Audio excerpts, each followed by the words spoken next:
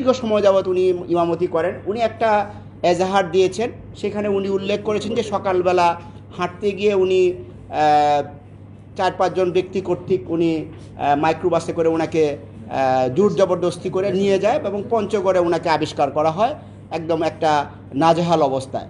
সেখানে উনি চেইন এবং তালাবদ্ধ অবস্থায় ছিলেন, যেটা একটা স্বাভাবিক অবস্থা না। পরবর্তীতে পুলিশ এবং আশেপাশের লোকজনের সহায়তায় উনি রেস্কিউ হন এবং উনি আমাদের কাছে এসে রিপোর্টও করেন। রিপোর্টকালীন সময়ে উনি যেটা বলেন যে উনি শারীরিক এবং মানসিকভাবে অবসাদগ্রস্ত, উনি একটু সময় চান। তো আমরা অ্যাকর্ডিংলি তাকে সময় দিই এবং উনি তার ওই দিনেই বিকেলবেলা এসে একটা এজাহার, উনি লিখিত এজাহার দায়ের করেন। সেখানে উনি যে সমস্ত ঘটনার অবতারণা করেছেন সেগুলি আপনারা কম বেশি জানেন, যেহেতু ওনাকে জোর জবরদস্তিপূর্বক অপহরণ, হত্যার উদ্দেশ্যে মারধর এবং বেসামাল অবস্থায় ফেলে যাওয়া এবং আরও কিছু ঘটনার কথা বলেছেন। তো সেগুলি আমরা আমলে নিয়েই তদন্ত শুরু করি। তদন্তের পর্যায়ে আমরা যে জিনিসটা জানতে পারি যে উনি আসলে সকালবেলা যখন হাঁটতে বের হন, উনি নিজেই একটা পর্যায়ে তার মধ্যে উনি ওনার বক্তব্য অনুযায়ী অবচেতনভাবে উনি মনে করেন যে তার আরও অনেক দূর এগিয়ে যাওয়া দরকার। তো এরকমভাবে করতে করতে উনি জয়দেবপুর চৌরাস্তায় আসেন এক পর্যায়ে, সিএনজি কোনো সময় অটো, এখান থেকে বাস যুগে উনি যান আপনার কি বলে সুবানবাগ হয়ে গাবতলী থেকে উনি শ্যামলী পরিবহনের একটা টিকিট ক্রয় করেন। টিকিটের ক্রয় করে উনি পঞ্চগড়ের টিকিটটা কিনেন।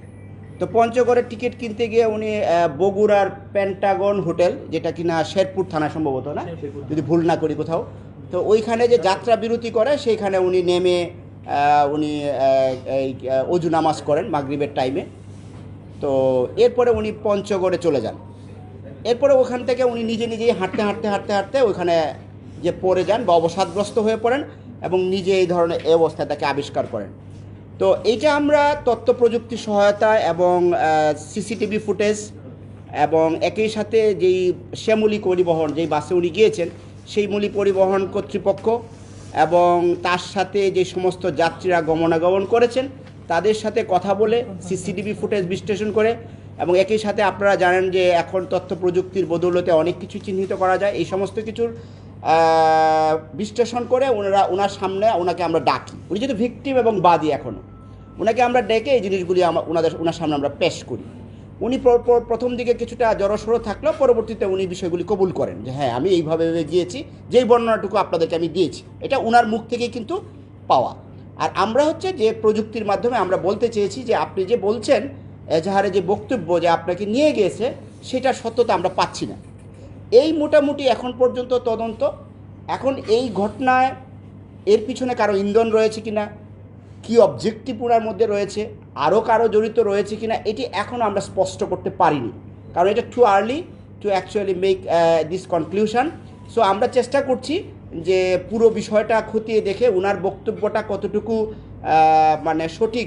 উনি বারবারই একটা কথা বলছিলেন যে উনি শারীরিক অক্ষমতাকে দায়ী করেন, যে আমার শারীরিক কিছু সমস্যার কারণে, মানসিক কিছু সমস্যার কারণে আমি এই ঘটনাটা করেছি। কিন্তু স্টিল আমরা মনে করি জিনিসটা অবস্কিউর, এখানে কারো ইন্ধন আছে কি নাই এটা আমাদের কাছে স্পষ্ট না। এই বিষয়গুলি পরবর্তীতে আপনাদেরকে স্পষ্ট করা হবে এবং যে সমস্ত প্রচলিত আইনে যেই প্রসিকিউশন প্রয়োজন আমরা এই অনুযায়ী তার বিরুদ্ধে অথবা আরও যদি কেউ যদি এটার মধ্যে থাকে